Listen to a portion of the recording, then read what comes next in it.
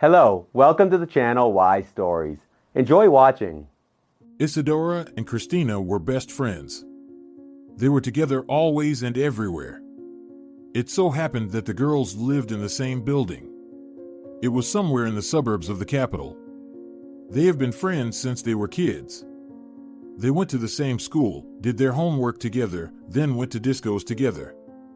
But still, there was a slight difference between the girls.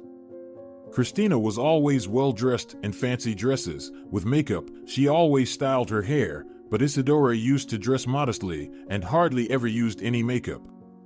She was a humble, quiet girl. "How much longer do I have to wait for you?"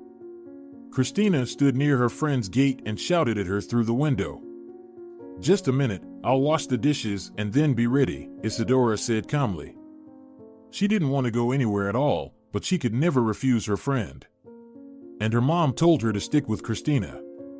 "EW, what are you wearing again?" A friend was looking at Isidora grudgingly. "Just a normal dress." "What's wrong with it?" She really didn't understand her friend's displeasure. "We're not going to the library, we're going to a disco." Cristina giggled, raising her head proudly and walking ahead of her friend. Isidora always tolerated her friend's teasing and didn't say anything back. At school, the girls were together, but it seemed like they were always apart. Cristina was the most popular girl at the school, and Isidora was some kind of her servant. She let Cristina copy her homework, helped her to cheat on tests, and if Cristina needed something, she found it and brought it to her. Sometimes she even carried Cristina's bag. "Isidora, you're like Cristina's personal maid," the boys laughed at her. "Leave me alone. You just don't know what a real friendship is," she turned her back on them. For some reason, she wasn't offended. The girl really took their communication for a real mutual friendship. She believed that now she was helping Cristina, and someday Cristina would help her. When the girls were in high school, Cristina could not talk about anything except going to the best university in the capital. "Look at this dress." She was showing some fancy dress in a new magazine. "Why do you need so many dresses? You need to think about other things, about education, about relatives, about something vital," her friend said in response. "You don't understand anything. When we come to the capital from the province, everyone will immediately understand that we are from a small town." Cristina pouted her lips and turned away from her. "Believe me, no matter what dress you wear, it's still clear that you're not from the capital," Isidora reproached her. "Well, let's just see who will be successful in the capital and who won't," the fashionista continued, flipping through magazines. They could spend hours together. All the time Cristina talked nonstop about how she would come to the capital, what she would do there, how she would study, and what kind of husband she would have. "Actually, I don't understand why I even need to study. I will go to the capital, find a rich guy, marry him, and live happily," Cristina reasoned like many silly girls. "Do you think that all the rich guys are waiting for some silly suburban girl?" Her friend laughed in response. "What do you even understand in this? Have you ever kissed a guy?" She frowned her eyebrows. "Maybe, but that's none of your business." Isidora didn't want to talk about it. They argued every day. But even after that, Isidora couldn't understand why she was going to the capital. To find a husband? Maybe. In the 11th year of school, the girl's mother became very ill. She took care of her mom, bought medicines, and cooked. When the woman recovered, it was time to prepare for final exams. "Why do you always stay at home, as if you are 50 and not 17 years old?" Cristina told her every day. "Do you think people in their 50s are always at home?" Isidora replied calmly. "Well, I don't know. But now we are young. It's the best time to go out, go to discos, date guys," the girl was spinning on the spot. "You can go to discos, on dates, wherever you want, but I have to prepare for exams." Isidora averted her gaze. At the end of May, it was time for exams, and Cristina came to Isidora. "I'm afraid." She told her. "Of what?" "Of exams. I don't know anything, I didn't have time to prepare. You know, time flew by so fast." Well, there's still a couple of days left. Open your textbooks and read, her friend suggested. Isidora, please make cheat sheets for me, her friend begged her. Okay, I'll try. She sighed and went home. The girl spent the whole night trying to write cheat sheets so that it would be both small and legible, in case Cristina didn't understand something. After the exam, they had to go to the capital to apply to university. Cristina didn't care which university to apply to and which faculty. The main thing was to go to the capital with her best friend. I'm not going anywhere. What if Mom gets sick again? Isidora told her. What are you talking about? Mommy. Your mom will be fine. You can call her every day. If something goes wrong, you'll get on the train and visit her, the girl said nervously. Okay, I'll think about it, Isidora said. Sweetheart, you should go to the capital with Cristina. Everything will be fine with me. I feel much better already. You have your whole life ahead of you. What will you do in this town? Here you can't even find a decent job, but in the capital, you have a chance for a normal future. But Mom, Isidora wanted to say something. Don't even try to argue with me. I said, pack your luggage and go with Cristina, the woman insisted. Isidora had to agree. So she and Cristina enrolled in the same university. They settled into the dormitory and university life began. Isidora, let's go to the club tonight. I was there yesterday with the girls. It's fun, and there are lots of handsome guys.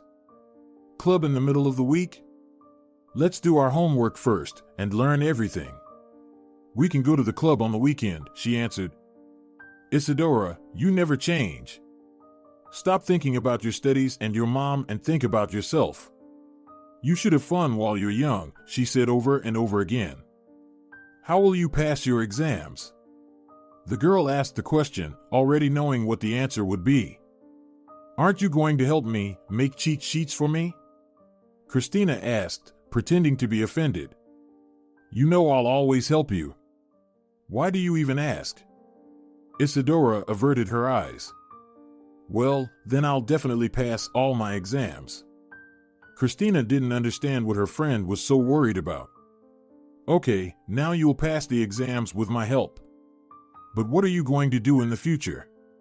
I won't be by your side all your life, Isidora spoke to her in a different way. How do you know?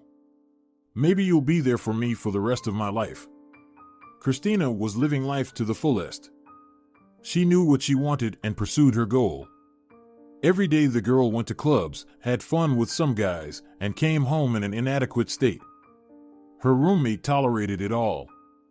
Isidora helped her cheat on tests, prepared cheat sheets for her best friend, cleaned their room, cooked, and did the laundry for both of them. But everything had to come to an end someday.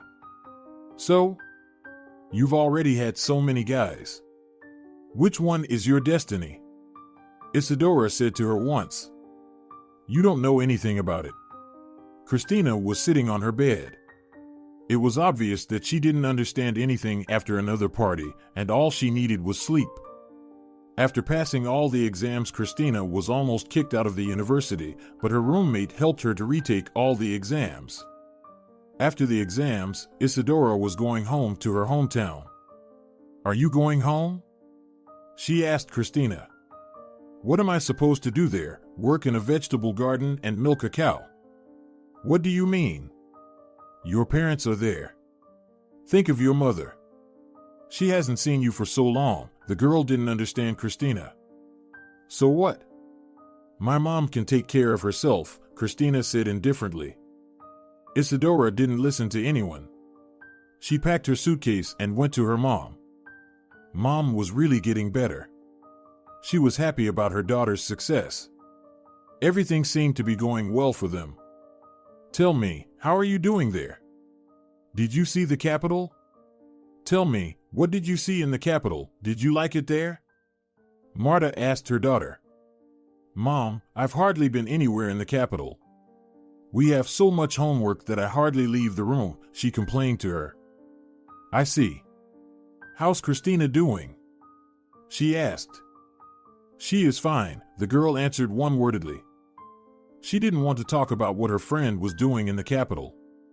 I get it, I guess you just don't want to talk about it. Her mom figured it out right away. While Isidora was at home, she helped her mother around the house, in the vegetable garden, and with the livestock. There weren't that many livestock anymore, and the vegetable garden wasn't that big anymore because her mom was already very weak and Isidora couldn't help her all year round. At the end of August, she returned to the Capitol for the next academic year. Goodbye, my dear. Call me when you can, her mother saw her off at the train station. Of course. Goodbye, Isidora said and got on the train. When the girl arrived at the dormitory, Cristina was asleep on the bed. Geez, Cristina, look what you've become. She woke her up. I'm fine, Cristina said. She was wearing bright makeup, a short skirt, and a top. The clothes were so short that it looked like she was naked. Isidora sighed and started cleaning up the room and unpacking her stuff. Isidora, what are you doing? The room's clean enough, Cristina said, not understanding what she was doing. Are you serious? This room's about to turn into a dumpster. Her friend stopped and looked at her. Listen. I'll tell you something incredible. The girl drank some water and looked at her friend as if she wanted to tell her some secret. I'm listening. Isidora sat down opposite her. Recently, I was in a nightclub and I met a cool guy there. He's studying somewhere, too. But that doesn't matter. What matters is that his parents are rich and he has a fancy car. I need to charm him somehow as soon as possible, and then I won't have to worry about anything and I'll never have to work. If we get married, I'll be living in a fairy tale. She folded her fingers in rings.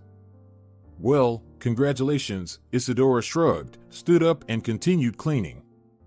You're not even going to say anything to me? Cristina didn't understand her friend. What should I say? I'm glad you finally found someone you're ready to build a serious relationship with.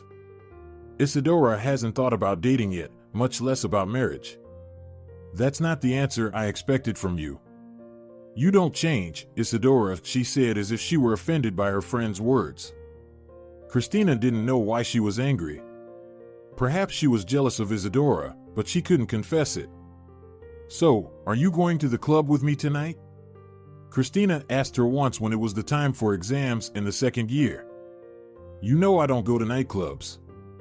But Cristina turned to her. Please, Isidora. Diego's coming tonight.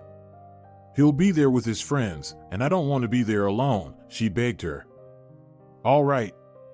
But I'll only come for about an hour, and then I'll go home, she said, not believing that she had agreed. As Isidora got dressed, Cristina looked at the one she was supposed to go to the party with tonight. So, are you really going to wear that? She pointed from top to bottom at her clothes. It's just a dress. You always hate everything I wear, Isidora said calmly. But we're going to a nightclub. Wear something more modern. Do you want me to give you some of my clothes? She said. No, I'm okay with my own clothes, Isidora insisted. All right, as you wish, Cristina rolled her eyes. When she realized in high school that her friend was shy and quiet, from that moment on she used the saying about an ugly friend. And in fact, all the guys looked only at Cristina.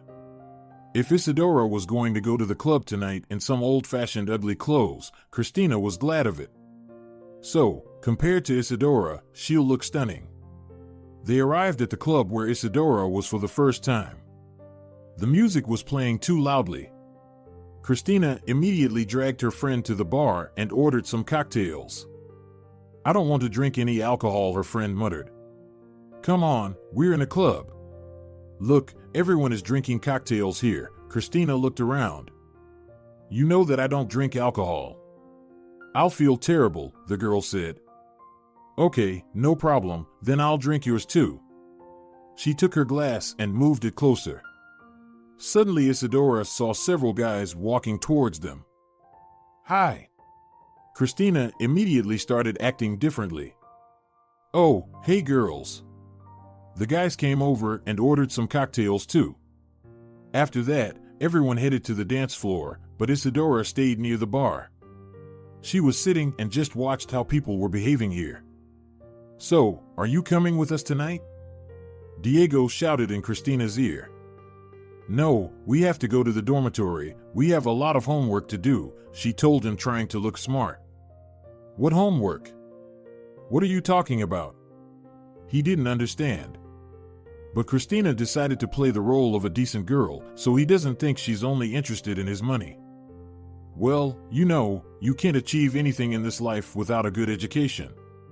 You have to learn first, and then think about everything else." She remembered what Isidora, her mother, and everyone else had told her. "Wow. I thought you were just like everyone else, just partying in clubs and skipping classes," he laughed at her. "No, Diego, I'm not like that," she answered him. "Okay."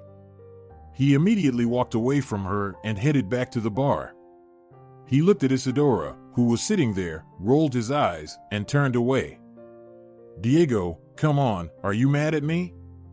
Cristina approached him from behind. "There's nothing to talk about with you," he answered her over the music. "What do you mean?" She didn't understand. "I invited you to a party, but you're talking about some bullshit. If you don't want to go, then we're not on the same page." "But life isn't that simple," she pretended to be someone else.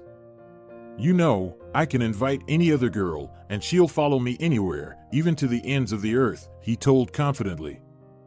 "Oh, come on, don't flatter yourself," she answered. "Do you want me to prove it?" he asked. "Yes, prove it. But what if they refuse you?" Cristina looked at him slyly. "That's not going to happen." He didn't doubt himself. "All right. Then let me choose the girl you should seduce," she answered. "Sure, choose any of them." The guy didn't care which girl she picked. "That girl over there at the bar," the girl nodded her head without turning around. "But, that's your friend." "Yes, that's my friend." "But you said yourself that any girl would follow you." "You know, she's even more of a nerd than I am. Try to seduce her." "Or you're not sure anymore?" Cristina was 100% sure that Isidora wouldn't fall for his charms. "Okay. But don't get in the way, okay?" he said. "I promise not to get in the way," Cristina said, and immediately went to the dance floor. Diego got up from his chair and walked over to Isidora. "Hi," he said, looking at her. "Hi," she looked around. "Why are you alone? Are you bored?" he asked. "No, I'm not bored. But the music's playing too loud." "I guess I'll go home now," the girl said calmly. "Can I walk her home?" Diego was willing to do anything, he just needed her to go with him. "What do you mean?" "You're here with Cristina." She looked over to where the girl was dancing. "Which Cristina?" "Oh, that one." "No, we're just friends," he answered. "All right," Isidora felt embarrassed. "So, are we going or not?" He gestured for her to go. "Sure." She looked in the direction where her friend was dancing and headed towards the exit with the guy. Cristina continued to dance, but she was keeping an eye on Diego and Isidora. She smiled and thought that he wouldn't get anything. Diego and Isidora were walking through the night city streets. He told her different stories, made jokes, and smiled sweetly at her. "I think I talk too much. Tell me something about yourself," he asked. "There's not much to tell. I'm just a girl from a small town who came to the capital to study at university. That's it." She became more and more embarrassed. "I see." He thought Cristina was right, her friend was an incredibly boring nerd. When they reached the dormitory, he wanted to hug her, but Isidora pulled away. "What are you doing?" she asked awkwardly. "Why?" "I just wanted to kiss you on the cheek," he said calmly. "Not today, I don't even know you," she told him, pulling him away and running into the dormitory. Her cheeks were burning, her hands were trembling. Isidora went into her room, put on her pajamas, and lay down on her bed, but she couldn't fall asleep. She kept thinking about Diego. The girl had never communicated with boys or dated anyone, and she didn't even think about kisses. It was weird to her that the guy Cristina liked so much was hitting on her. After a while, Cristina came home. The light was off in the room, so Isidora pretended to be asleep so she didn't have to talk to her. The winter exams were coming up, and after that, everyone could go home.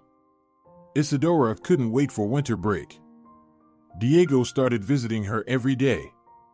He would bring her flowers or teddy bears and asked her out, but they hardly ever went out. Isidora felt embarrassed and refused. A week before the exams, she asked him not to visit her for a while.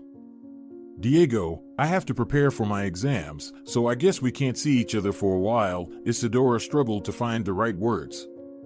But why? The guy couldn't believe that this nerd didn't fall for his charm. But he has to prove to Cristina that he can win this nerd over. Okay, get ready for the exams, and then call me when you're free, he told her. Cristina stopped talking to her friend. Cristina, come on. What happened? Isidora told her. Nothing. But you knew I liked this guy. But you started dating him anyway. How could you? I thought we were friends. I'm sorry. He just walked me home that night and convinced me you were just friends. She tried to justify herself. Yeah, friends. Cristina rolled her eyes again. The exams were over and Isidora went home as usual. She had to visit her mother.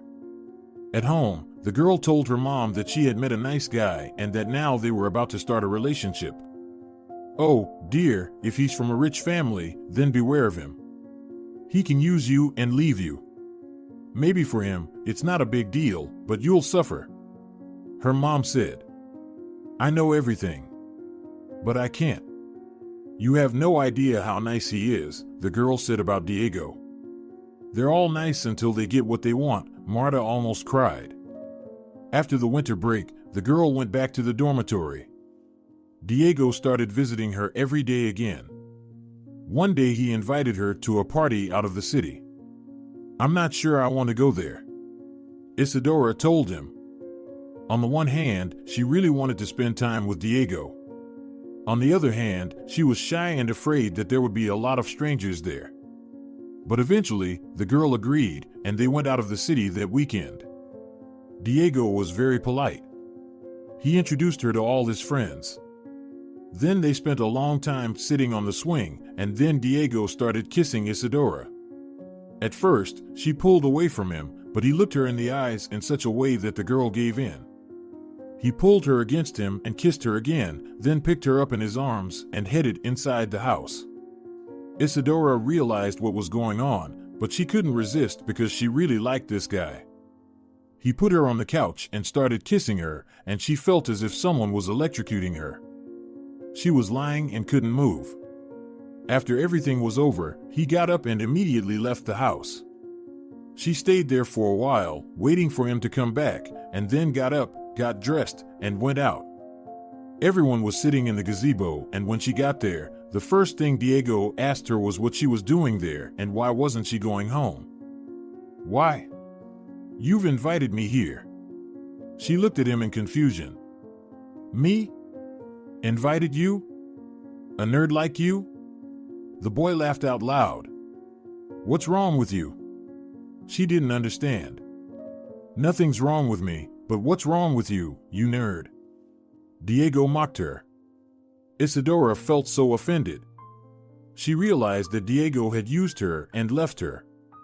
There was a reason her mom had told her to be careful dealing with these rich guys. She ran out of the gate, not sure where to go. There were no cars around. She walked down the road. Tears rolled from her eyes. The girl got to the city without knowing what to do. She was in the dormitory only in the morning. She didn't go to the university today. It was the first time she skipped classes. Cristina wasn't in the dormitory, but that didn't upset the girl at all. She didn't want to see anyone right now. Isidora took a shower, changed her clothes, packed her suitcase, and went home. Now she needed to talk to her mom, to cry, and never see Diego or Cristina again. The next evening, Diego was already at the dormitory. He called Cristina and told her everything. He said he could even provide evidence and witnesses if he needed to. "No, even one word from you is enough for me," she laughed. "So, are you going to join me tonight? And you'll use me just like my shy friend?" She answered, "Come on. I did all this just to be with you." He looked her in the eyes. "Okay, we'll see. Come back this weekend. By the way, where is she?" "I have no idea. I did everything you asked and don't need her anymore," he answered. "A guy picked up a girl on a weekend. First, they drove around the city, then they picked up some friends and headed to the club. They spent the night at the club, and then he took Cristina home. Since we are already friends, why don't you introduce me to your parents?" she asked. With a parent, the guy clarified. "What do you mean?" Cristina looked at him. "My mom died when I was 13. I live with my father," he explained. "Well, okay." With a parent, Cristina shrugged.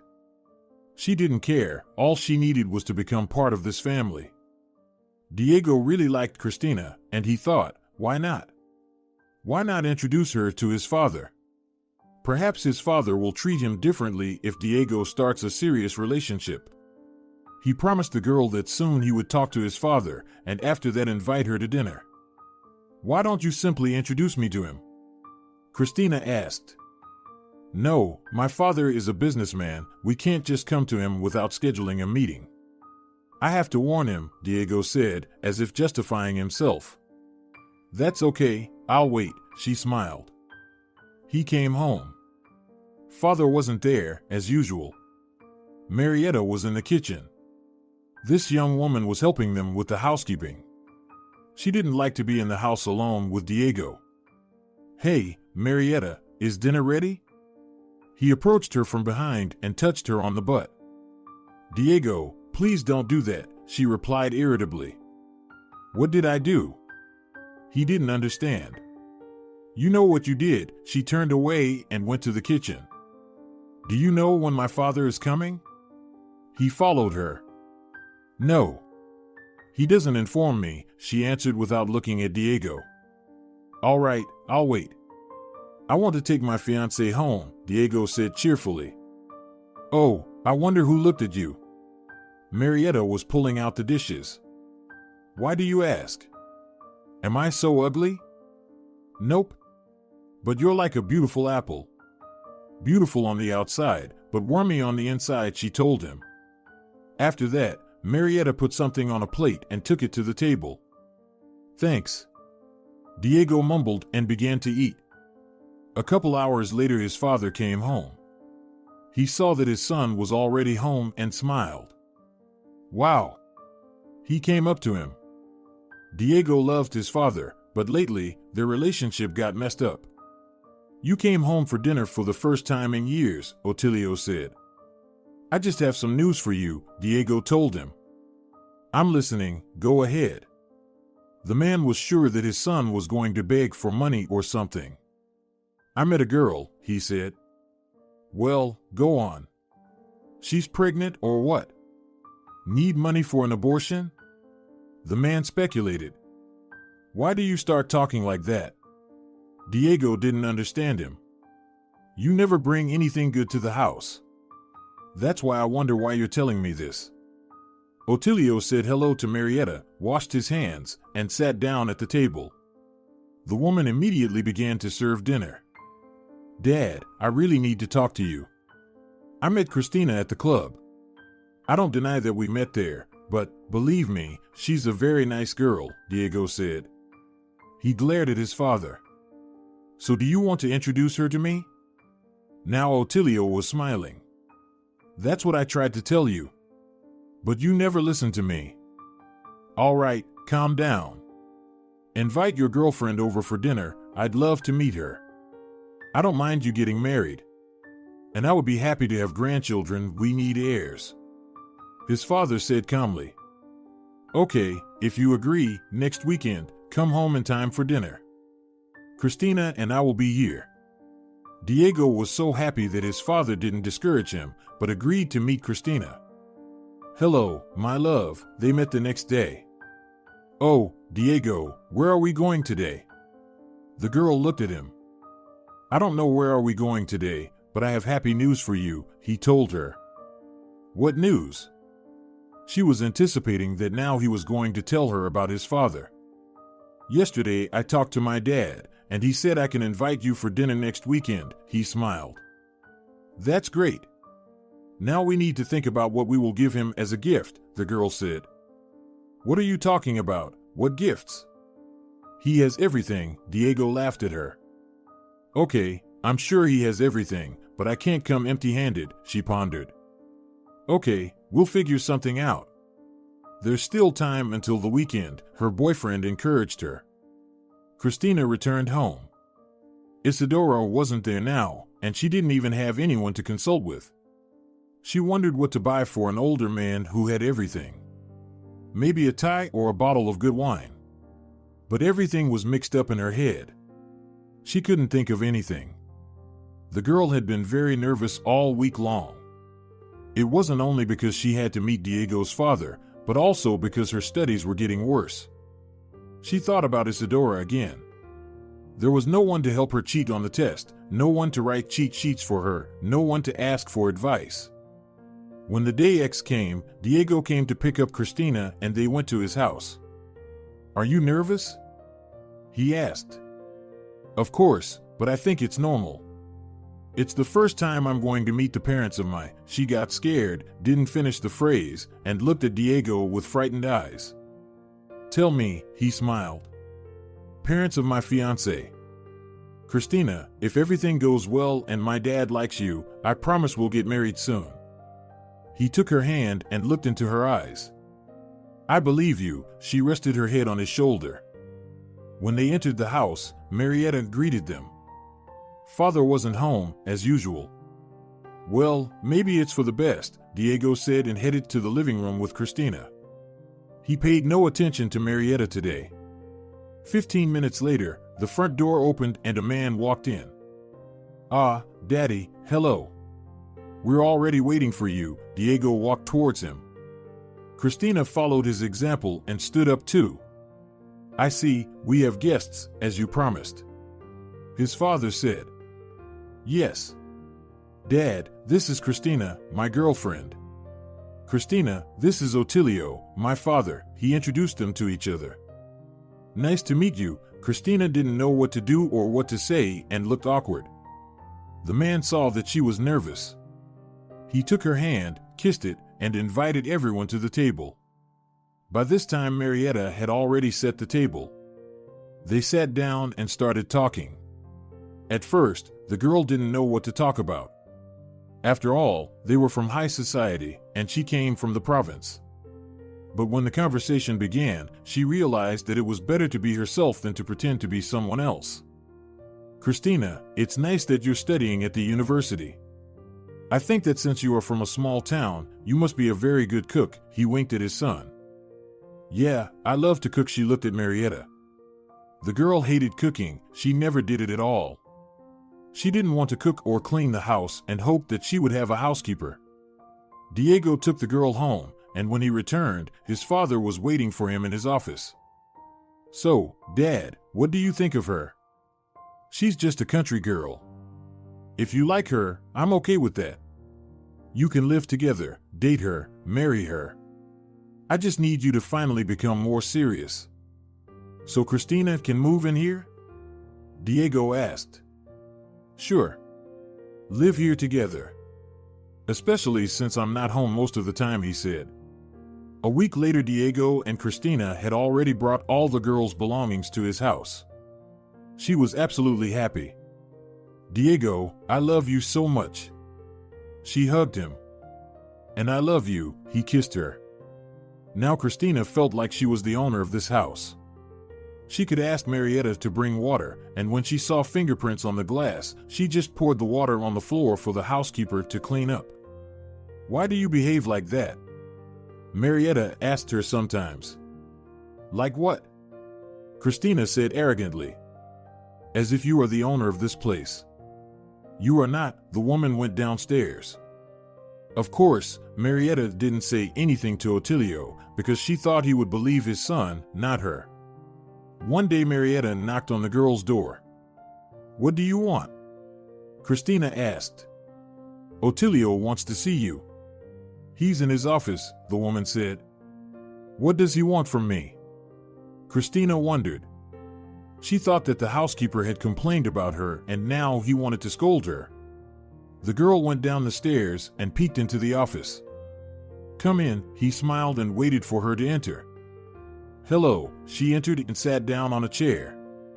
Cristina looked like a dog that did something wrong. What's going on with you? Why are you so sad? Are you afraid of something? The man asked. I'm not afraid of anything. What did you want to talk about? She asked. Listen, I want to talk to you about Diego. I found a job for him. It's very easy, not much to do. Diego has never worked and he doesn't like to do anything at all. But what can I do? She asked and already realized why he wanted to talk to her. If he really loves you, talk to him, ask him to get a job somewhere. If he doesn't want to work for my company, he can work anywhere else. I'm okay with that, he asked the girl. Okay. I'll try to do something, talk to him, she promised. She went back to her room, lay down on the bed, and thought that her plan had worked. Her life would be perfect from now on. Today Ottilio was talking to her like she was already a family member. He began to trust her, which meant she could now feel like the boss in this house and there was nothing to worry about anymore. Cristina was lying there and smiling. What's wrong with you? Diego, who had just entered the room, pulled her out of her stupor. Nothing. Why don't you want to work anywhere? She asked him cheerfully and stood up to approach her lover. Why should I? My dad's got a lot of money. Why would I do anything? He said. Ottilio talked to me about it today. She admitted. And what did you say to him? The guy was curious. He sat down on the bed and looked at the girl. I said that I would talk to you. She sat down next to him. So, did you talk to me? He grinned. Yes, she nodded and laughed, realizing what he meant. Don't bring it up again. I'll talk to my father myself. He pulled her to him and kissed. After that, the young people continued to live as they had lived before. Every day in the evening they left the house and went to a club or somewhere else. Neither Diego nor Cristina was going to get a job. A month later, Ottilio came home early. A young couple were still at home. Where are you going? He asked in a friendly manner, but his eyes showed that he was unhappy about something. Dad, don't start it. Diego said. I'm not starting anything, but you need to start growing up and working, the man said, sitting down in his chair. Why can't you understand that I don't want to work? I'm not ready for that. The guy looked away. Oh, really? Ottilio raised one eyebrow. Dad, I'm very young. I don't want to waste my life at work. Diego sincerely didn't understand why his father was even talking to him about it. Diego, I'm not young anymore. I can't support you forever. Who will provide for you and your wife when I'm gone? If you think the company I work for is owned solely by me, you're wrong. I have partners, and after I'm gone, they can easily buy the shares from the employees and get a bigger share of the company, and then you will definitely not get the business. You will get nothing at all. The man got up from his seat and started walking around the room and shouting. Don't worry that much. Cristina wanted to calm him down. Shut up, Cristina. I thought I would find an ally in your face, but you turned out to be the same. The father sat back in his chair. There was silence in the room. It was oppressive. Dad, I'm sorry, but we have to go. Our friends are waiting for us at the party. Diego stood up, put on his jacket, took Cristina's hand, and they walked towards the exit. I see, Ottilio said with a sigh. The man was trying to understand at what point his son became like this, at what point he allowed his son to become a person like this. The young couple only returned in the morning, when the head of the family had already left for work. So, will you marry me? Diego asked Cristina. Today, when they were at the club, he proposed to her many times, but she only smiled and didn't answer. What do you think? Yes, she hugged him, they fell on the bed, and soon fell asleep after the party. 2 hours later, the guy was already awake. He planned to surprise his girlfriend. He went downstairs and headed to his father's office. Dad, hi. He walked into his office. I can't believe you've come to apply for a job, his father smiled. Wait, no. That's not why I'm here. He didn't want to bring it up today. What then? Otilio wanted to know. I proposed to Cristina today. So, I need money, I need to buy a nice ring and everything Cristina asks for. Diego wasn't even ashamed to ask his father for money. Promise me you won't wait too long to have children, his father requested. I promise. We'll start trying as soon as we get married. The guy was ready to do anything for money. All right. You can go pick out a ring. And tell Cristina to start picking out a dress and getting ready. She has a lot of work to do, the man sighed. When Diego told Cristina about it, she was overjoyed. First, she jumped on the bed, then hugged and later kissed her lover. The girl began to prepare for her most important day. The couple decided it wasn't a good idea to rush. Let's prepare for the wedding properly, no rush. We have plenty of time, Diego said. But the real reason why they decided to wait was that Diego was afraid that if they got married, his father would say that he had his own family and now he had to provide for his wife himself. So the young people continued to live in the house without getting married. Marietta. Cristina shouted from the second floor. Don't shout, please, Diego wrinkled his nose. After yesterday's party, he had a headache. Where the hell is she? The girl turned to him, she had a headache too. I don't know. Go down to the first floor and get what you need. She's not your slave, she doesn't have to serve you, Diego said softly. What does she get paid for, then? I can make breakfast, lunch, and dinner myself, she said indignantly. Just go and find her if you need something, but stop shouting. The guy didn't know how to get rid of the girl's questions. I will go and find this damn Marietta. Cristina left the room, slamming the door. She went downstairs and saw Marietta standing with her bags in the hall. Hello, the housekeeper looked at her arrogantly. Where the hell are you going? The girl asked loudly. That's none of your business. Marietta muttered, but Cristina didn't listen to her. What? She was so indignant. I'm leaving. I informed Otilio. The woman picked up her bags and headed for the exit. Stop. The girl shouted after her, but she didn't even look back, just walked out and closed the door. Diego, she left. Cristina came back into the room, confused. Calm down, please, he begged her again.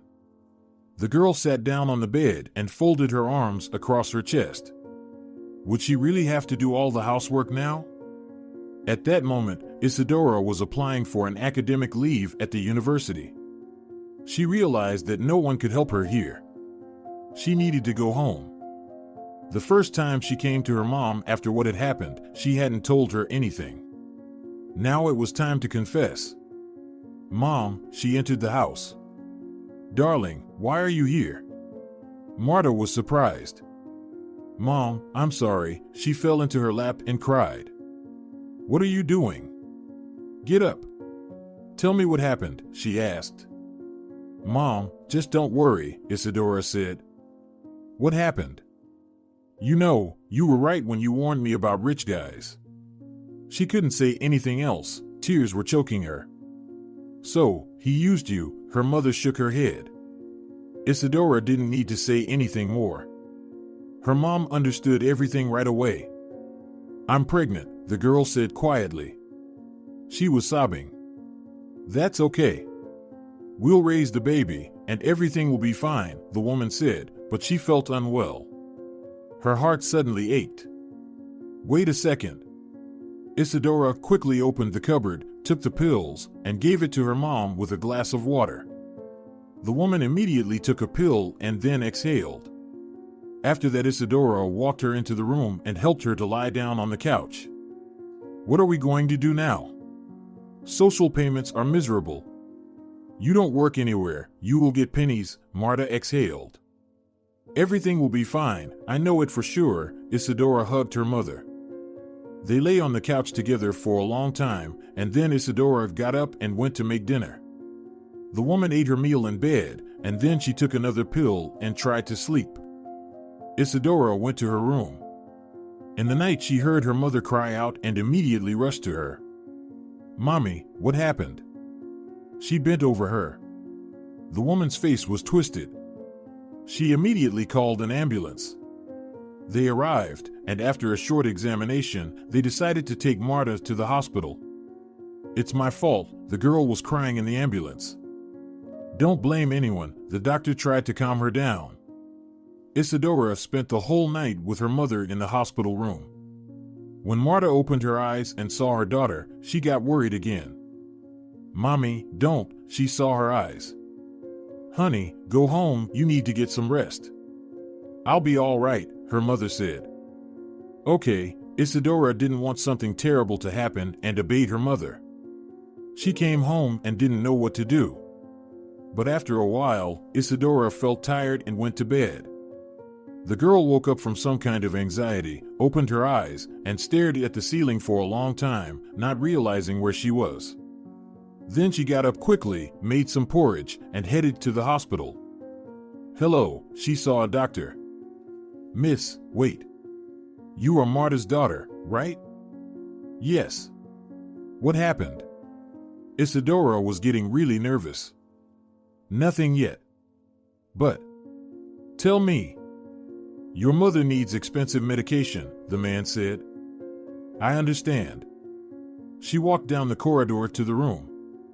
The girl was holding a list of what her mother needed. Mom, hi. Just don't worry, she smiled widely, even though her heart was aching. Come on in, darling, the woman said. She was lying on the bed, leaning back on the pillow. You really scared me last night, Isidora exhaled. I'm already getting better, Marta looked at the list in her daughter's hands. Mom, I love you so much, her daughter came up and hugged her. Isidora, what is this? Marta asked about the piece of paper in her hands. Nothing, the girl ignored the question. Honey, I see that you're concerned about something. Show me what it is, the mother insisted. These are the medicines you were prescribed, Isidora could not hide it.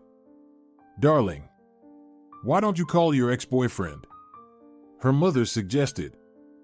Martha had never been greedy and had never asked anyone for anything, but she realized that her daughter would try to do everything possible to find money for the medications. Mom, don't even think about it. Her daughter was indignant. Okay, I won't mention it again. Just a suggestion, the woman tried to get up. What are you doing? Lie down, Isidora could not allow it. Today Isidora saw that her mother was really getting better, so she could go home and think about the situation. She arrived, made herself some hot coffee, sat by the window, and began to think, where could she get money? She spent 2 hours sitting there, but she couldn't think of anything. Isidora, hello. Her neighbor saw her through the window. Hello, she waved her hand. How are you doing? The woman stopped. Mom's in the hospital. For some reason, Isidora wanted to tell her everything. Or maybe she just wanted to talk to someone. Come to my place. We'll have tea and talk. Rafaela was hospitable. Thank you. The girl decided she really should talk to someone and began to tell Rafaela about everything that had happened lately. What a scoundrel. And I feel so sorry for Marta, she shook her head and sighed. Yes, she put the list of medicines on the table. Oh, my God. The neighbor was shocked. But where are you going to get that kind of money? The woman looked at Isidora. I don't know, the girl said. Listen, Rafaela, I saw a summer house on your plot, Isidora said hesitantly. The idea had just occurred to her. Yes, her neighbor said. Can I ask you a favor? Isidora said shyly. Isidora, just tell me, do you need some help or what? Rafaela replied impatiently. If I sold our house, I could buy medicine, and not only that, she pointed to the list of medications. But how can I help you? Until I find a new place to live, can I stay at your summer house? Isidora finally said. Well, my summer house isn't very comfortable, but you can live there as long as you want. I don't mind, she said. Thank you. I'll never forget it, Isidora said sincerely. After that, the girl started looking for buyers without saying anything to her mother. Now her mother's health was the priority for her, besides the baby needed a lot of money. She didn't think about the future right now, hoping that the remaining amount of money would be enough to buy at least a room. Buyers were found quickly. The house was sold. However, not for the price she expected, but still, it was enough. Isidora thanked everyone. She took all her belongings to her neighbor's summer house. She had to leave most of the furniture to the new owners. Rafaela, hello, she entered the house. Oh, Isidora, come in, she was glad to see the girl. I just came to tell you that I've already moved into your summer house, the girl said. Good. If you need anything, let me know, she said sincerely. The very next day she got all the medicines for her mother. While her mother was in the hospital, the girl continued to live in this small house, which was now her shelter. Isidora. A nurse called out to her when she came to the hospital again. Everyone here already knew her. Your mother will be discharged soon. Thanks to you, she's getting much better. They walked down the corridor together. That's great. I'm so tired of being alone. Don't worry, everything will be fine, the nurse shook her hand. Isidora came to her mother's room and immediately told her the good news. But she had to tell her about the house somehow. Mom. She entered the room, happy and cheerful as usual. My little girl is here. They hugged each other. Listen, I need to tell you something. But don't worry. I've started renovating our house. So we have to stay in a rented place for a while. But where did you get all that money? Marta couldn't understand. Mom, don't worry, everything is fine, really, she looked at her mother. It was August. The girl realized that soon it would get colder and it wouldn't be possible to stay in the summer house any longer. She had already been looking for an apartment to rent. There was very little money left. They wouldn't have enough to buy even a cheap house. Luckily, when her mom was discharged, the girl managed to find a small apartment to rent. Let's go, Mom, carefully, she led her mother down the hospital corridor. It's okay. You're taking great care of me, thank you, Marta smiled. They arrived at their new apartment. It's right here. For now, we will live here, Isidora said, trying to be calm. Okay, the woman sighed. Marta was happy that her daughter was already so independent. They began to organize the place for the baby. Since it was a one-bedroom apartment, there was only a small corner for the baby. Although Isidora had spent all the money, now she didn't regret it, watching how happy her mother was. Mom. Breakfast. Isidora called out to her in the morning after she had prepared everything. Darling, you didn't have to, the woman said. Don't say anything. Just sit down and eat, she greeted her in the morning.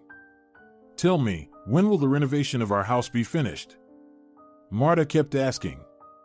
We need to wait a little longer. Months passed. The girl realized that in 2 months they would have nowhere to live. She could not tell her mother that she had no money. But there was nowhere to get it. One evening the doorbell rang. Isidora opened the door and saw Rafaela. I thought I'd never find you, she said and walked inside. Oh, neighbors! Marta rejoiced. Isidora didn't have time to tell her neighbor that her mother didn't know anything. You shouldn't have sold your house, she said right on the doorstep. Isidora, what does that mean? The mother turned to her. Mom, don't worry. I'll tell you everything, Isidora looked at her neighbor. They went to the kitchen, where Isidora made delicious coffee. Rafaela was sitting and looking at mother and daughter, who were just silent.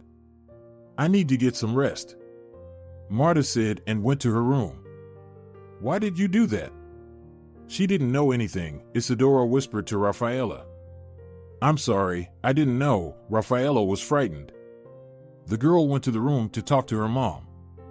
Marta was lying on the couch and didn't move. "Mom," she called her, but Marta didn't answer. "What's wrong with her?" Rafaela came in. "Call an ambulance," Isidora shouted. Just a minute, her hands were shaking, and she couldn't even enter the right digits. "Ouch." The girl clutched her belly. "Are you okay?" Rafaela was already very nervous. "I think I'm in labor." The pain was so intense that she couldn't even stand up straight. "Why did I even come here?" Rafaela was whispering. When the ambulance arrived, they took not one, but 2 women to the hospital. Rafaela wanted to go with them, but the doctors wouldn't let her. When they were in the hospital, Isidora couldn't find out anything about her mother, as she was in a very miserable situation herself. She was only 8 months pregnant and the difficult labor was about to begin. A few hours later, a dark-haired boy was lying on the girl's chest. "Hello, Julio," the young mother said to him. "Soon you will meet your grandmother." "I'm afraid it's not possible." The girl in a medical uniform held Isidora's hand. "Why?" she wondered. "Marta died a few hours ago," the nurse said quietly. "No.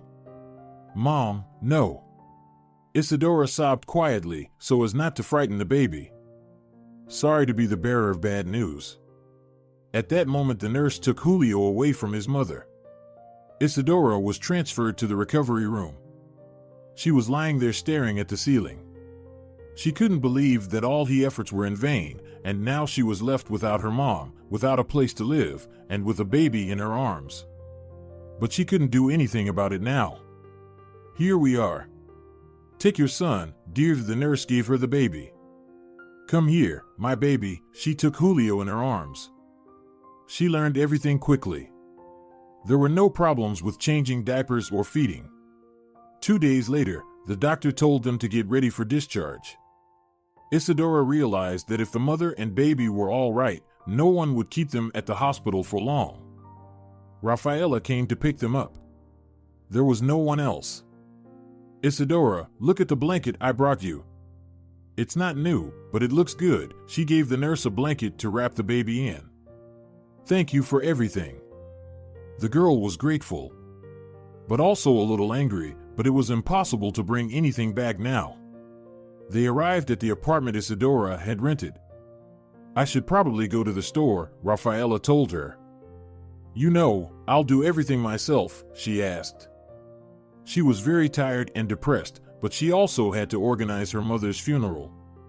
While the girl was giving birth and staying in the hospital, her mother was in a completely different place. "What about the funeral?"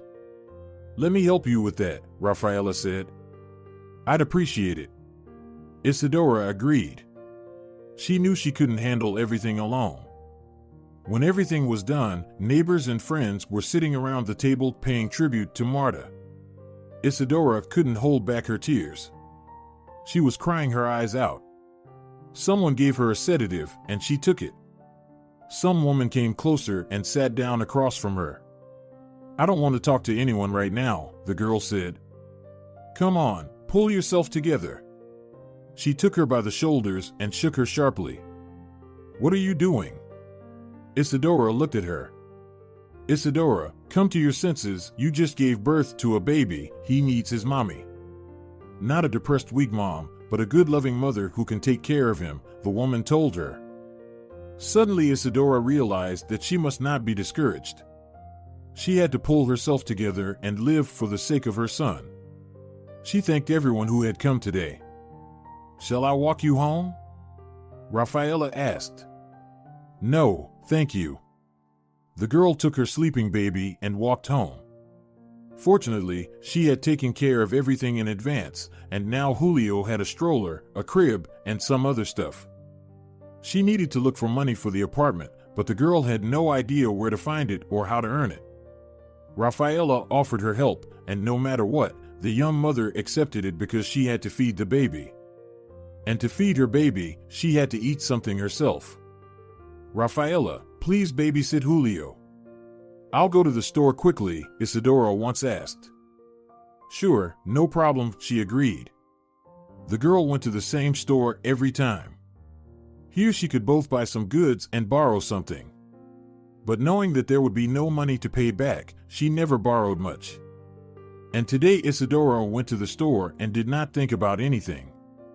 When she entered the store, she immediately saw a familiar silhouette. She wanted to turn around and run out, but she didn't have time to do it. I can't believe my eyes. My dear friend. Cristina turned to her and opened her arms for a hug. Hi, Isidora said quietly. What's wrong with you? My shy girl became even more shy? Cristina started mocking her as usual. Why, are you in some kind of trouble? Isidora looked at her and saw that Cristina was wearing nice expensive clothes and looked great. What are you doing here? Isidora asked. I came to invite my mother to the wedding, Cristina said arrogantly. I see. Congratulations, Isidora nodded and went to the counter. The saleswoman already knew what she needed. Hi Isidora, same as usual? The woman asked. Yes, she nodded. Here, take some semolina. Cook it for Julio. It's delicious, the woman put a bag of semolina on the counter. No, it's too early to give him semolina, Isidora refused to take it. Take it, for free, the saleswoman insisted. Oh, do you already have kids? The girl just became a woman and already got a baby. Her friend laughed. At that moment Isidora looked at her and wondered how she could endure all the humiliation and not see what her childhood friend was really like. It's none of your business, she wanted to leave the store, but Cristina stopped her. You know what? I'd like to invite you to visit, she said. I can't, I have a baby, the girl mumbled and didn't look at her interlocutor. So what? I don't think it's a problem. A driver will come to pick me up in a few days. Be ready, I'll pick you up. Cristina didn't do it all out of good intentions. She wanted to show her friend, who never believed in her, how beautiful her life was now. Okay, we'll see, Isidora wanted to leave as soon as possible. She was walking home and there was some kind of storm inside her. The girl felt a lot of emotions towards Cristina and they were all negative. At home, she thanked Rafaela for babysitting Julio. She cooked dinner, had her meal, fed the baby, and began to do her household chores. There was only a week left. In a week, she either had to pay or leave the apartment. She sat on the bed, looking at the sleeping baby, and thought that she should push her pride away and just ask Cristina for help. After all, she had helped Cristina in the past, and she thought that Cristina would help her in the future. Isidora thought about it for a long time and made up her mind. 3 days later, Cristina came to pick her up as promised. When Isidora opened the door, she saw her on the doorstep in a gorgeous outfit. Hello, my dear friend. Are you ready to go? She asked and saw that she had her bag packed. Wow, you're really prepper. Isidora packed a bag. She put some clothes for herself and everything necessary for Julio. They went downstairs, got in the car, and headed to the city. What do you think? Cristina was sitting in the car and giving orders to the driver where to go and what to do, like he was her servant. I see that you have achieved everything that you wanted, the girl sighed. Well, yes, because I'm not a nerd who can have a baby with anyone, she laughed at her, not even realizing whose baby it was. They pulled up to a nice house and got out of the car.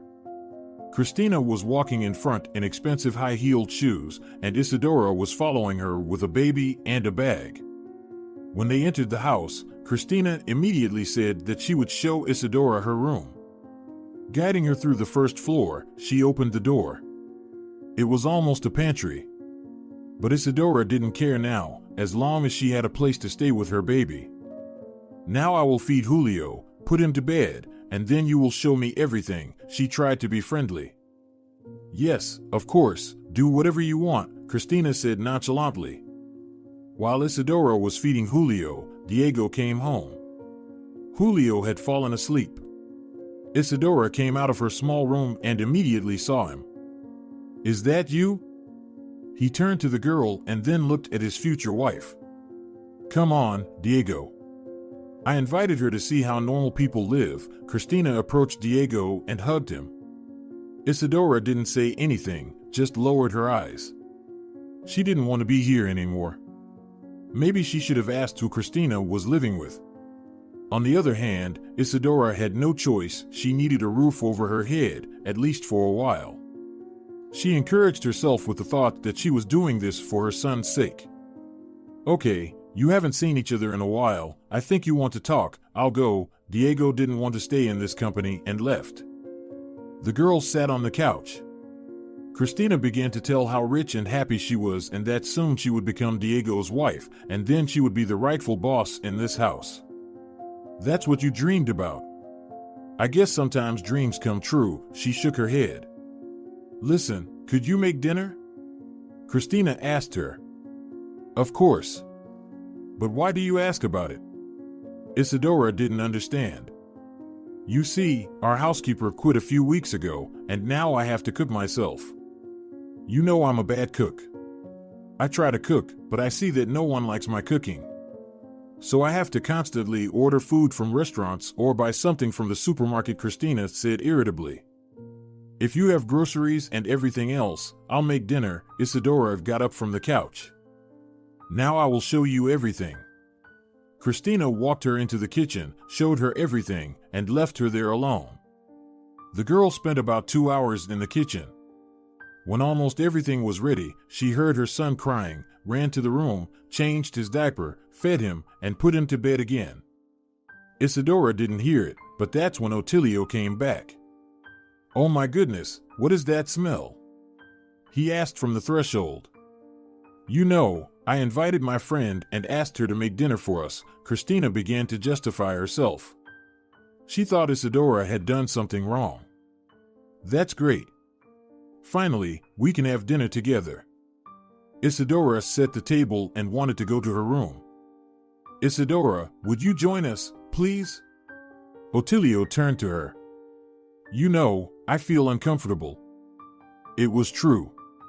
She had never sat at a table like this before, never eaten in the company of people who had everything. Come on, sit down. Otilio pulled back a chair. She sat down modestly. Everyone began to eat and praise her food. Well, you really surprised us, he ate with gusto. Oh, really? It's a very simple meal. I cooked what I had time for. She felt embarrassed. You and Cristina are friends? It seemed to me that she wasn't very nice to you. Otilio said and looked at his future daughter-in-law. Otilio, why do you say that? The girl almost jumped up from the table. Calm down, have a seat, he said to Cristina. Dad, please don't even start, Diego said. Be quiet and let me speak. I'm still the owner of this house. I want to offer Isidora the job. At least temporarily. He turned to her. What? What kind of job? Isidora didn't understand. She had no education, she didn't know anything. What could he offer her?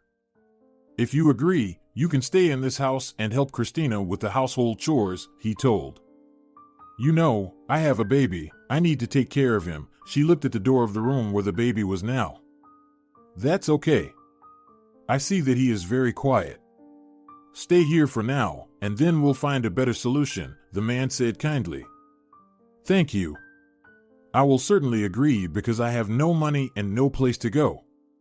She turned to Cristina. Fortunately, she hadn't had time to ask her for help. Deal. I feel like I'm about to have delicious breakfasts, lunches, and dinners. Right, Cristina? Otilio got up from the table and went to his office. Isidora, I can't believe. You haven't even been in this house for 24 hours, and he already treats you like this. Cristina walked past her and whispered these words. But Isidora didn't care about that. She began to do her chores and kept taking care of her son. As Otilio had said, Julio was a very quiet child. He slept most of the day. Isidora only took a break from her work to feed him. Right now she was enjoying it all very much. In the morning, the driver would take her to get groceries. Sometimes, she took her son with her in the baby carrier that Otilio had kindly bought her. But more often she left him at home because he's been sleeping peacefully this whole time. The girl could buy both groceries for the house and for herself.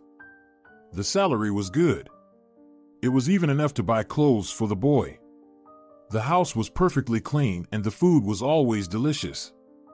Dad, let's hire a normal housekeeper. Why do we need this girl?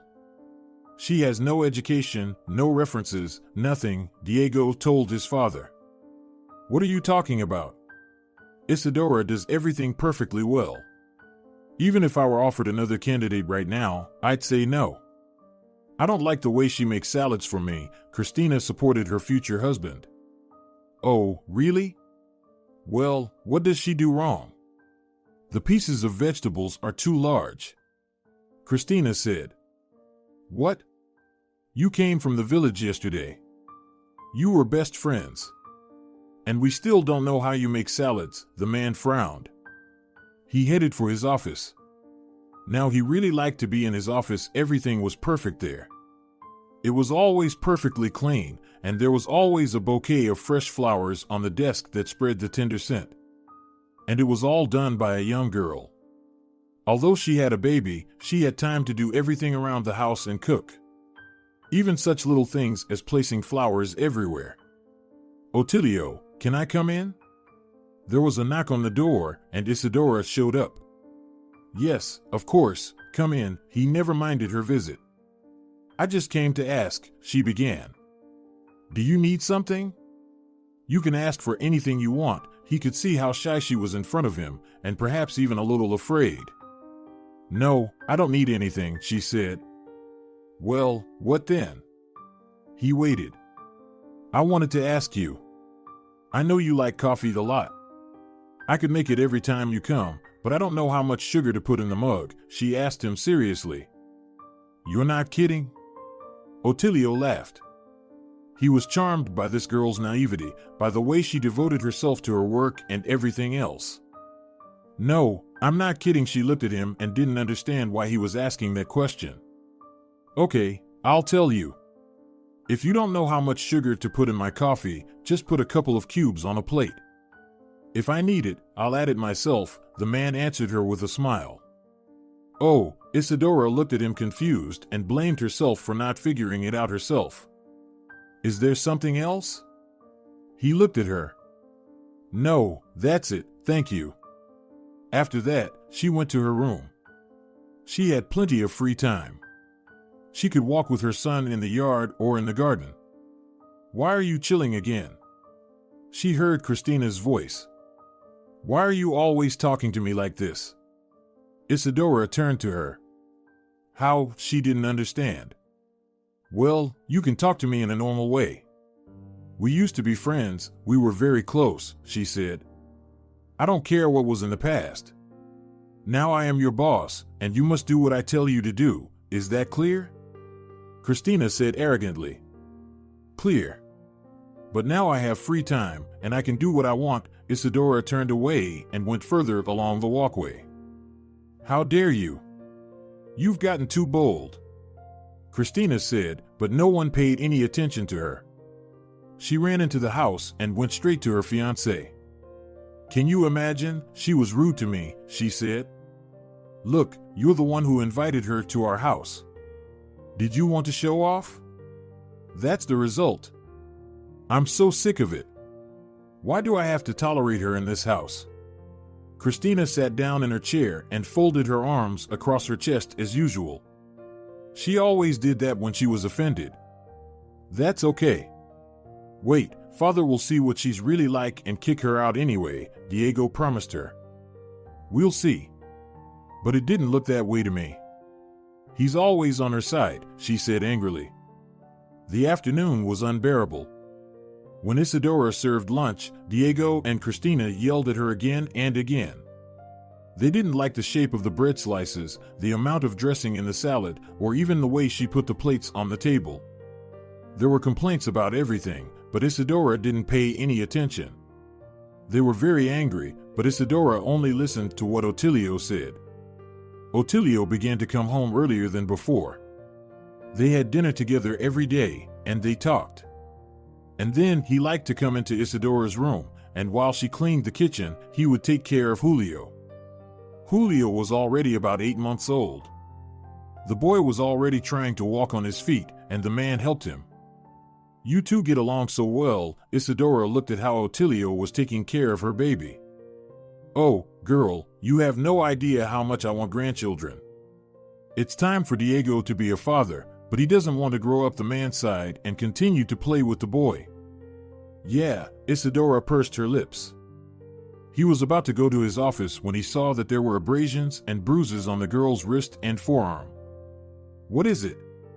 Otilio asked. He knew that she didn't go anywhere except the store, the garden, and the yard. "Nothing. Probably hit the furniture while cleaning," she said. "It's not possible." He looked into her eyes. Isidora looked away. It's true, she was no longer looking at her boss. "Okay." He let go of her hands and went to his office. The man was very angry. In his office, he dialed the phone number of his friend.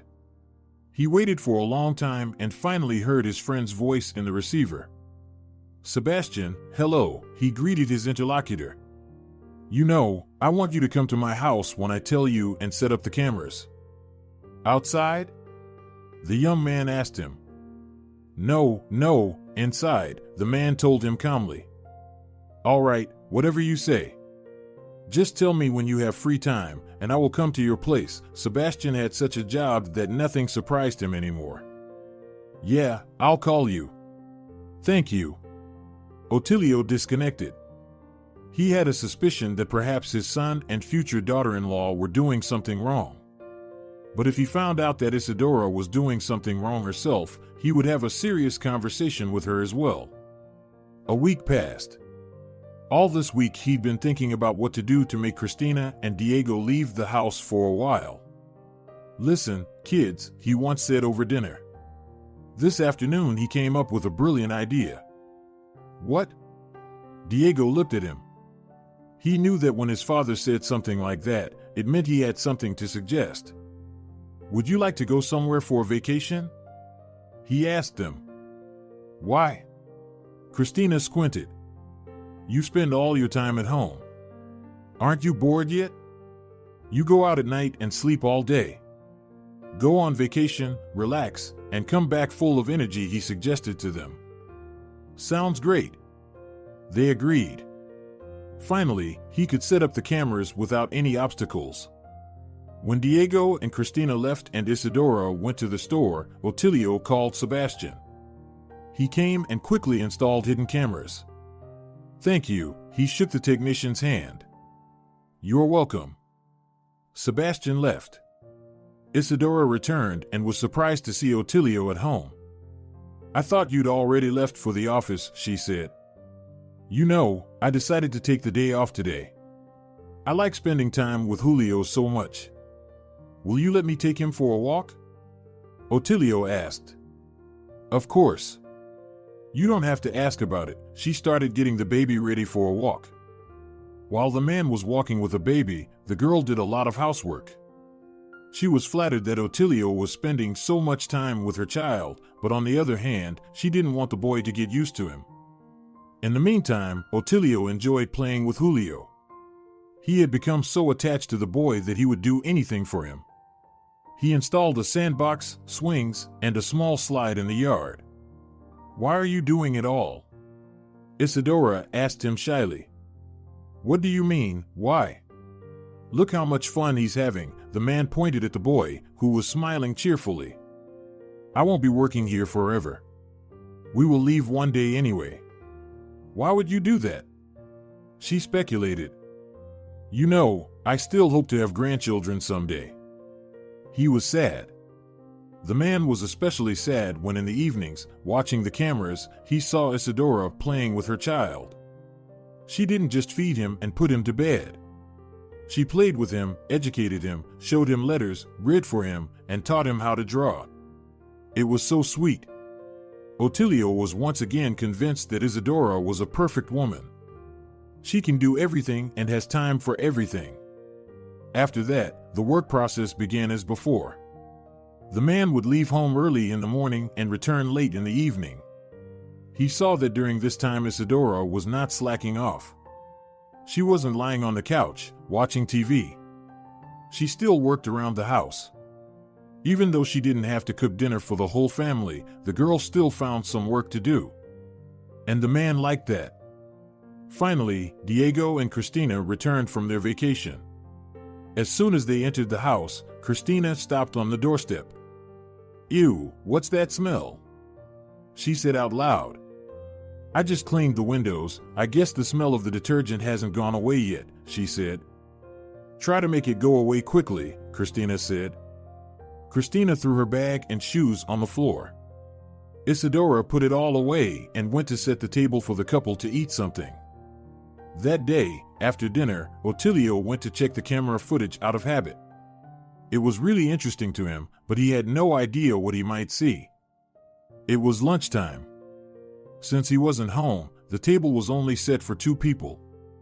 "Isidora, where are you?" Cristina shouted. "I'll bring everything right away," the girl answered. "How much longer do I have to wait?" Cristina yelled. "I don't have 10 hands, and I can't do everything simultaneously," Isidora calmly answered her. "What?" Cristina took the plate and threw it on the floor. The plate shattered into small pieces. "Why are you doing this?" Isidora asked her for the umpteenth time. "Why am I doing this? I'm sick of you. Why the hell did you come here? To live in luxury and enjoy your life?" Cristina grabbed Isidora's arm. Isidora shouted, but Cristina began to squeeze the girl's arm harder and harder. "Cristina, calm down." Diego tried to stop her. "How dare you talk to me like that?" She turned to him. "It's all because of you, bitch." Cristina slapped Isidora on the face. Isidora looked at her friend shocked, tears welling up in her eyes. When Otilio saw it, he realized how the girl got the bruises. It was the son and daughter-in-law who were always abusing her. He wanted to protect her, but he decided to wait a bit and see what would happen next. He went out into the hall and there was no one there. Isidora was working in the kitchen. Diego was probably going out again. Otilio could not tolerate this in his house, and he was filled with mixed feelings. He looked into the room where the baby was playing in his crib. The man tried to be at home as often as possible now.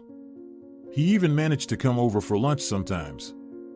"Father, I don't recognize you," his son said cheekily. "It will always be like that now," the man said.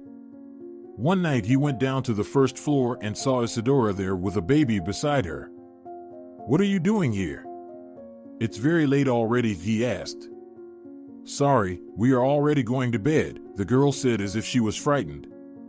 "It's okay, you can be wherever you want and whenever you want in this house. I just wanted to make sure you were okay," he reassured the girl.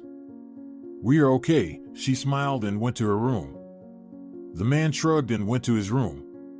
Lately, it seemed to him that there was something connecting him and Isidora. He didn't miss a single video of Isidora and her son. One day he came home later than usual. No one had seen him. Otilio went to his office and started watching a movie. That's what he called the camera footage. "Julio, run here," Isidora came out of the room. The man looked at them, and tenderness came into his heart. "Mom," the boy walked unsteadily toward her. The girl stretched out her arms and picked up the child. Then she went to the fireplace. There were many pictures. She adjusted some of them and then pointed to Otilio's late wife. At this point, the man wondered what she could possibly know about her. "Look, this is your grandmother. And here is your grandfather," Isidora pointed to his photo. "I don't understand." The man stared at the monitor. "And here's your daddy Diego. But he's a bad guy. Not like Grandpa," the mother told her son emotionally. They spent some more time in front of the fireplace and then went to their room. Otilio smiled. He assumed the girl had no relatives at all, so she imagined it was her family. He turned the computers off and went to bed. But a few days later, the same thing happened again. Isidora, Julio, and I are going for a walk. And you can make dinner in peace, Otilio said. Okay. But this time Otilio didn't take Julio to the toy store or anywhere else. They were heading to the private clinic. Even though it was nonsense, the man decided to check it out by all means. He had Diego's hair in his pocket. Hello. He walked in, told his last name, and said he had an appointment. The girl walked him into the lab. At that moment Julio became fussy. They gave him some water to drink and a toy to play with, and he quickly calmed down. When all the medical procedures were over, the only thing left to do was to wait. Now Otilio always brought Julio some new toy when he came home from work. Why do you spoil him? Isidora asked. Look how cute he is, and how smart he is, the man answered. He still kept watching the camera footage. While he was at home, nothing like that happened. One day he wasn't home again, and in the evening when he was watching the footage, he saw the unpleasant scene again. Where are you going again? Cristina yelled. Are you going to control me all the time? I don't work for you, I work for Otilio, she replied calmly. That old man? He's almost in the grave. Soon I'll marry Diego and I'll be the owner of this place. And then you will no longer dare to speak to me like that, she said angrily. If you become the owner of this house, I will leave right away. Isidora answered her calmly. You can leave right now. I'm so sick of you, she said, indignantly. Cristina, please leave me alone. I'm doing my job and I think I'm doing it well. Otilio is happy with the results of my work. I have nothing to be ashamed of. She turned around and wanted to leave the house. Where the hell are you going? Cristina grabbed her arm. Let me go. Isidora looked at her. I'll let you go when I want to. Cristina thought she was a queen here. Don't touch me, please, Isidora tried to break free. But at that moment Cristina pushed her so hard that she fell and hit her head on the corner of the table. At this moment, Otilio got very frightened. He left his office and went straight to Isidora's room. She was not there, nor was the baby. So he quickly went to his son's room. Where is she? He asked. What? Diego turned to him. Where is Isidora? He repeated his question. How should I know where your Isidora is? Diego shrugged his shoulders. Cristina was sitting quietly by the mirror. She didn't even turn around. If you don't tell me now where the girl is, I will find her anyway. But you might have a problem. She was scrubbing the floors downstairs today. I don't know how it happened, but when I came downstairs, she was already unconscious on the floor. I called an ambulance and they took her away, the girl said fearfully. What the hell are you doing? Otilio said angrily, slammed the door, and went downstairs. He got into the car and rushed to the nearest hospital, but the girl was not there. Then he tried to find out where she might have been taken. An hour later the man was already sitting near her bed. It so happened that there was no one to take care of the baby. So he was at the hospital too. Otilio, why are you here? I'm fine. Just a little bruise. I wanted to go home tonight, she told him calmly. You have no idea how frightened I was when I saw that neither you nor Julio were in the room. He took her hands. The girl didn't like that. She didn't want anyone to worry about her that much. All right. We've examined all the scans. You're fine. No concussion. You can go home, the nurse came into the room. That's great, the man said. He took Julio in his arms, helped Isidora to get up, and they left the hospital together. Soon they were already at home. Cristina watched as her future father-in-law carefully led the girl to her room. Her fists were clenched so much that her hands were turning white. After that, There was silence for a couple of weeks, nothing special happening. Otilio was at work when the phone rang. He was informed that the test results were ready. He didn't wait a minute and immediately drove there. When he took the cherished envelope in his hands, he decided that he needed to calm down and look at everything with a sober mind. He was dreaming. He hoped that Julio would turn out to be his grandson. The man didn't open the envelope right away. He arrived home, went into his office, drank some water, calmed down, exhaled, and opened it. The numbers were jumping in front of his eyes. He didn't understand anything.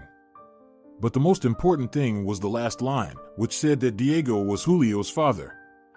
He was so happy when he found out he had a grandson. But he heard some noise in the house at that moment, quickly turned on the monitors, and started to watch. Cristina and Diego were sitting on the couch. They were talking about something when Isidora approached them. "Sit down. I want to tell you something," Cristina said cheekily. "I think you told me and showed me everything a long time ago. Isidora didn't want to stay alone with them. I told you to sit down and listen. It will be interesting for you." She looked at her sassily. "Well, what do you want to tell me?" Isidora sat down modestly on the corner of the sofa. "Did you know that I told Diego to seduce you that night? He told me he could seduce anyone. And I thought that you would never fall for his charms. But you gave up." She said it with pleasure and watched Isidora's reaction. "Is that true?" The girl turned to Diego. She wanted confirmation. "It's true. Have you seen yourself from the outside? Just an ugly nerd. Gray dress, gray face, gray hair. Who would want you? Did you really think a rich, handsome guy like me would like you?" "Ha," he laughed in her face. At that moment Isidora cried. She felt so bad for herself and for all the other girls he had just used and left behind. Otilio was sitting there watching all of this. His fists were clenched. Tears were streaming from his eyes. The man didn't understand how he could have raised such a bastard. He couldn't let anyone talk to this nice girl like that. He took the envelope from the table and was just about to leave the office when he heard Isidora start talking. "You're a scoundrel. You don't even know how much you can hurt. No, not physically, but mentally. Yes, I gave in to you then. There was a moment of weakness. But I'm grateful to you," she sobbed. "For what? For bringing you to this house? For letting you work here?" He said cheekily. "No." Before she could say anything, the office door opened and Otilio came out into the hall. "Dad, what are you doing at home?" Diego wondered. "Isidora, talk." The man walked toward them, holding some papers. "What do you want me to say?" She tried to calm down. "What did you want to say just now? What are you grateful to him for?" He approached them calmly. The girl shifted her gaze to the papers he had in his hands and understood everything. After that she looked at Cristina, then at Diego, and grinned. "I don't think you want to know this, but Julio is your son," she said calmly. "What?" they answered together. "Julio is your son," Diego the man answered. He threw the papers on the table. Cristina immediately grabbed the papers and started looking through them. "I don't believe you. It's impossible," she shouted. "Maybe it's impossible. But, as you can see, it has happened." The owner of the house sat down next to Isidora and took her hand. "What are you going to do now?" Diego asked fearfully and looked at his father. "Tomorrow you will know everything," the man replied calmly and walked Isidora to her room. "Thank you," she looked at him. "No, thank you." He turned around and walked out. Otilio felt bad about the whole situation. He didn't realize at all how his son was living and what he was doing. The next morning he summoned a lawyer to help him solve some matters. Otilio was afraid to leave Isidora at home with these bastards. He only spent a couple of hours at work and then went home. The girl was cooking, and Diego and Cristina were not home. The man exhaled calmly. He took his grandson and went out for a walk with him. "Are you happy?" Isidora heard Cristina's Angie voice. No, she shook her head. Isn't your lover too old for you? How did you even seduce Otilio? Cristina said sarcastically. I didn't seduce anyone, she was as calm as always. When dinner was ready and the whole family was at the table, Otilio got up, went to Isidora's room, and carried his grandson in his arms. Today he had bought him a new high chair and placed it at the head of the table where he used to sit himself. What the hell is going on? Diego wondered. This is the seat of the master of the house. And this is where Julio will sit from now on. Isidora, please join us. I have an announcement to make, the man muttered. Maybe it's not a good idea. Isidora didn't want to sit here together with them. Please, he said politely, remembering how Cristina had forced her to sit down. Okay, she took a seat next to the man. So, kids, Otilio looked at everyone at the table. It was no secret that Diego was my only son and heir, and he would get everything I had. Oh my gosh, Diego realized that this was not going to be an easy conversation. Shut up, his father told him sternly. What? His son tried to get up from the table. If you leave now, you won't hear the most important thing, Otilio said calmly. What is the most important thing? The boy was ready to listen now. Well, I hope you understand that I didn't put Julio's chair in this place for no reason. I will change the will. The house and everything that goes with it belong to him from now on. Until he comes of age, Isidora can manage it. He looked at her. Why? The girl was shocked. Dad, how? Diego couldn't understand anything. Don't worry, Diego, I bought a small apartment for you and assigned a monthly allowance. But only for a year, he said calmly and began to eat. How dare you do this to your son? Cristina stood up and shouted. What?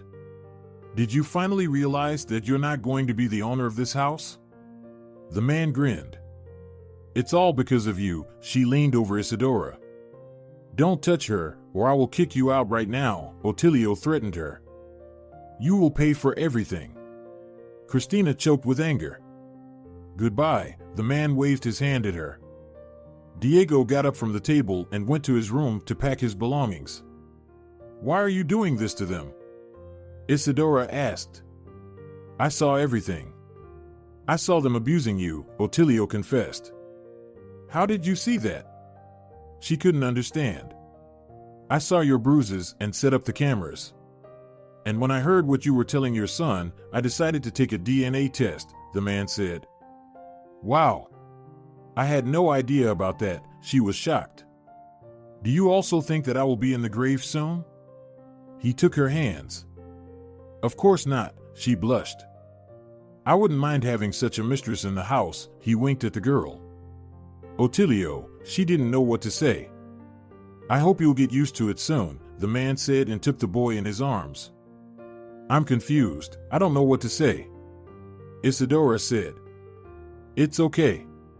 Let's try to communicate not as master and housekeeper, but as man and woman. If it doesn't work out, I'll raise Julio like a grandson. Otherwise, like a son, he tossed the boy up, and he shouted with joy. When he said that, the couple was coming down the hall. When Cristina heard those words, it seemed like she was going to faint.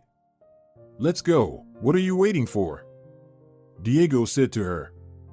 Fuck off, she looked at him with contempt. Yeah, I chose the wrong guy, she said aloud. Are you still here? The owner of the house turned to her. Don't worry, we will leave now. I wish you all the worst things, she muttered, looking at Isidora. And I wish you happiness, the girl muttered and smiled. When the couple left the house, the father heard that there was some quarrel going on outside. He came out. What is going on? He looked at the driver and his son. He doesn't give me the car. Diego was almost crying. He doesn't have to, Otilio said calmly. What am I supposed to do? Diego said pleadingly. Do what everyone else does. Study, work, learn to respect people, and maybe you'll achieve something. The man went back into the house. Do you want me to take a bus or what? Cristina growled. I'm afraid we can't even take a bus.